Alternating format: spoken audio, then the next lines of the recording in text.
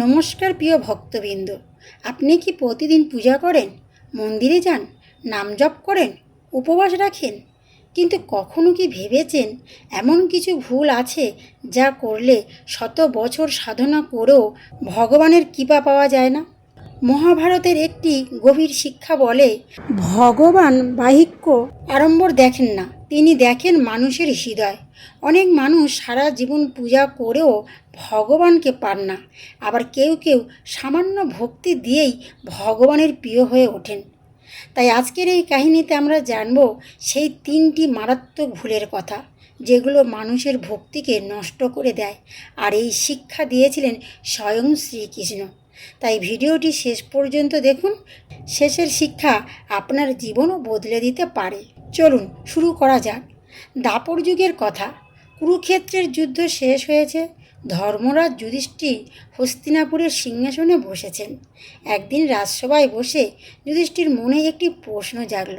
তিনি ভাবলেন, পৃথিবীতে অনেক মানুষ ভগবানের নাম করে, পূজা করে, যজ্ঞ করে, কিন্তু সবাই কি সত্যি ভগবানকে পায়? এই প্রশ্ন নিয়েই তিনি শ্রীকৃষ্ণের কাছে গেলেন।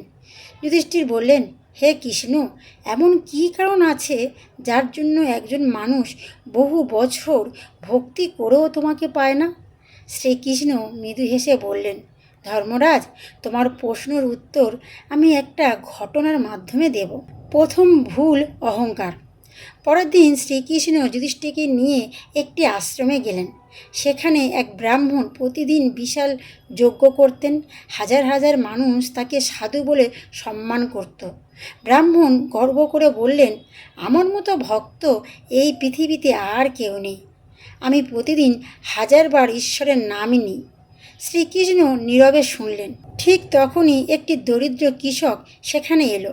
সে ভগবানের উদ্দেশ্যে একটি মাত্র ফুল নিবেদন করল। কৃষ্ণ সেই ফুল গ্রহণ করলেন। ব্রাহ্মণ অবাক হয়ে গেল। তিনি বললেন, প্রভু, আমি এত বড় যজ্ঞ করি আর আপনি এই কৃষকের একটি ফুল গ্রহণ করলেন? শ্রীকৃষ্ণ বললেন, তুমি যজ্ঞ করেছ নিজের গৌরবের জন্য, আর এই কৃষক ফুল দিয়েছে ভালোবাসা দিয়ে। তারপর শ্রীকৃষ্ণ আরও বললেন, অহংকার ভক্তির সবচেয়ে বড় শত্রু। যে নিজেকে বড় ভাবে সে কখনো ভগবানের কাছে পৌঁছাতে পারে না। দ্বিতীয় ভুল, অন্যকে অপমান করা। কৃষ্ণ এবার যুধিষ্ঠিরকে অন্য এক গ্রামে নিয়ে গেলেন। সেখানে একজন ধনী ব্যক্তি প্রতিদিন মন্দিরে দান করতেন, কিন্তু তিনি গরিব মানুষের তুচ্ছ তাচ্ছিল্য করতেন। একদিন এক বৃদ্ধ ভিক্ষুক তার কাছে খাবার চাইল। ধনী ব্যক্তি তাকে অপমান করে তাড়িয়ে দিল। ভিক্ষুক কাঁদতে কাঁদতে চলে গেল।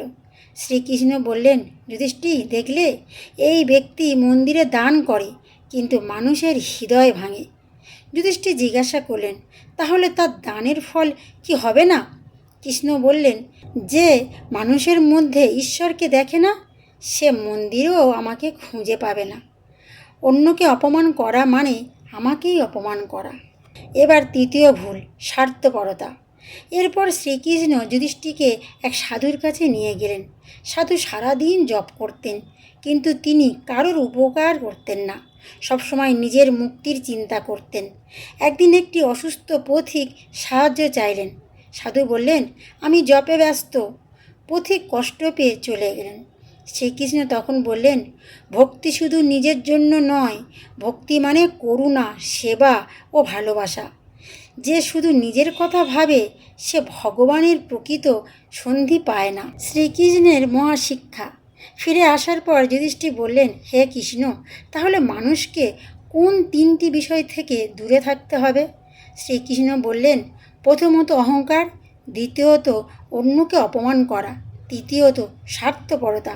এই 3টি দোষ হৃদয়কে অন্ধকার করে দেয়।